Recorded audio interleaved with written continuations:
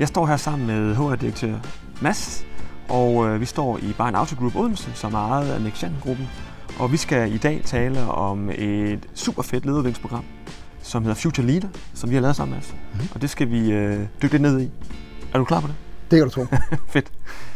Jeg hedder Mads Bundesen, og jeg er HR-direktør i Christiansen-gruppen, som er en af de store spillere inden for den danske mobilitetsbranche. Vi importerer, vi forhandler og vi finansierer biler. Vi er også en virksomhed under kraftig vækst, blandt andet via opkøb, så vi regner med at fordoble vores medarbejderantal inden for det næste års tid. I har en vækststrategi, og det kræver, at der er nogle ledere, der har nogle kompetencer til at levere på den vækststrategi. Og lederudvikling er strategieksekvering. Så hvorfor valgte I at gå i gang med et lederudviklingsprogram i Nextgen-gruppen? Altså, når vi kigger på os selv, så synes vi, at vi historisk altid har været rigtig dygtige til at formulere strategier. Når det så kommer til at føre dem ud i livet, så har vi været relativt ringere til det, og det ønsker vi at lave om på. Det er jo vigtigt for mig at sige, at en strategi er for mig noget, der er ejet af en topledelse. Det er også noget, der er formuleret af en topledelse. Men det er ikke en topledelse, der fører den ud i livet, og det er ikke en topledelse, der får den til at blive til noget i den virkelige verden. Og der havde vi en kraftig ambition om at få involveret vores øverste mellemlederniveau, få dem aktiveret endnu mere, end der har været tradition for i strategiens eksekvering. Så det har været meget vigtigt for os, at det har været centreret omkring det der med at kunne eksekvere på en strategi, kunne oversætte en strategi til nogle konkrete handlinger, nogle konkrete aktiviteter, bidrage til tværgående projekter i forhold til at få den strategi ført ud i livet. Og det er det her forløb har handlet om for os. Ja. Det er jo nemt at kalde noget for et strategisk lederudviklingsforløb, ja. Men hvad er det, der gør, at jeres er strategisk? Vi har kaldt vores program for Future Leader. Og det har jo noget at gøre med det her med, jamen, hvis du skal være leader hos os, ikke bare manager, jamen, så har du også et ansvar for at føre strategien ud i livet. Og den måde, vi har bygget forløbet op på, har været tæt bundet med vores strategi, med de søjler, der er i vores strategiske hus, med hele den kulturforandring, der også ligger i en strategi. Rent faktisk så har kulturdelen faktisk været et særskilt tema og spor, også fordi det er en særskilt søjle i vores strategiske hus, fordi vi er klar over, at vi skal flytte på os kulturelt for at kunne blive bedre til at eksekvere vores strategi.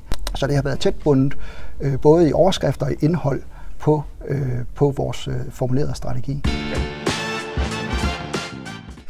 Så nu har vi hørt, at lederudvikling er strategieksekvering, og jeres lederudviklingsprogram har taget afsæt i de 5 søjler, der er strategihuset, med de 5 konkrete indholdselementer i programmet også. Hvad laver man så på de 8 dages workshops plus et kick-off? Kan du fortælle mere om det? Du bruger hele tiden også ordet lederudvikling, for det er jo det, det er. Det er jo ikke lederuddannelse. Det er jo ikke et værktøjsforløb, det her. Det er jo et forløb, hvor vi som kontingent har skulle udvikle sig, og hvor den enkelte leder jo også, alt afhængig af, hvad man selv bringer ind i sin ledelse, skal udvikle sig selv. Der har været mange drøftelser, der har været mange diskussioner undervejs, hele tiden under ramme af noget specielt eller noget bestemt, altså de søjler, de overskrifter, vi sætter på modulerne, men jo ikke bare sådan, at det er fritsvævende, uforpligtende diskussioner. Det faktisk er funderet i fakta og i forskning. Men er det ikke svært at sætte 34 mennesker, der altid har stor ledelsesansvar, ind i et rum, og så bede dem om at diskutere og derved blive klogere? Hvordan foregår det? Der er 2 elementer i det. Det ene element, det er rammesætningen af modulerne. Sådan helt lavpraktisk har vi en direktion, der består af 3 i vores koncern, og hver direktionsmedlem har så haft hver sit hold, man har været holdkaptajn for. Det er jo ikke sådan, man har siddet som overdommer i forhold til, om det så var... Nogle gange. om det var dumt eller klogt.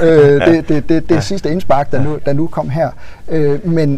Men det har jo været med til at sætte en ramme for både for modul som sådan. Hvad er det, man har tænkt, da man formulerede strategien? Ja. Hvorfor er det her kommet med i søjlen? Ja. På den, altså for ligesom at sige, det er det rammesættende i det.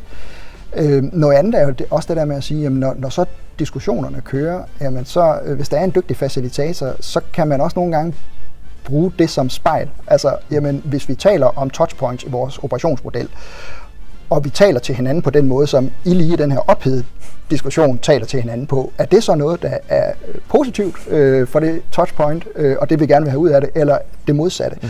Så på den måde kan du godt bruge en diskussion også som en træningsbane, når der er behov for at gå på værktøjerne. Ja. Ja. Noget af det, jeg oftest bliver spurgt om som konsulent, er, hvordan får du det her til at leve i virkeligheden?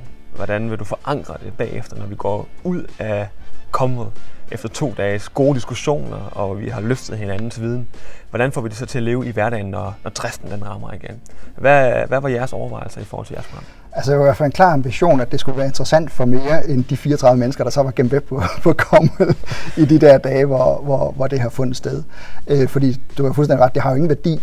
Hvis det bliver inde i det rum, så kan man have haft nok så gode dage, så har det ikke nogen værdi. Når vi dykker ned i vores operationsmodel, så er det jo fordi, vi siger, at der er nogle ting, vi grundlæggende skal ændre. Vi skal være bedre til at arbejde på tværs, vi skal være bedre til at se ud over vores egen forretningsområde, vi skal være bedre til at tænke helheder, altså vores øverste ledelse skal være bedre til at tænke helheder, være bedre til at fokusere på den rolle, det jeg gør, spiller for andres resultater, ikke bare på mine egne resultater. Og det med at få det indarbejdet i sine egne processer, få det indarbejdet, når man evaluerer præstationer, det er helt afgørende for, at det kommer til at blive til noget i virkeligheden også. I lavede et program for at blive bedre til at eksekvere på jeres strategi. Har det virket?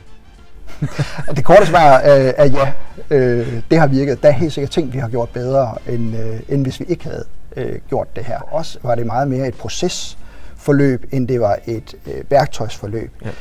Så giver du jo lidt slip på kontrollen, fordi hvis du har folk lært at bruge et eller andet værktøj, det kan man sådan lidt nemmere sidde og evaluere i, end at sige, har folk egentlig taget ejerskab for en strategi? Du giver lidt slip på kontrol. Så selvfølgelig er der også et element, når vi evaluerer på det her, har vi så en oplevelse af, at vi er blevet bedre. Og det kan jeg sige uden at tøve, ja, det har vi en klar oplevelse af, at vi er blevet bedre til.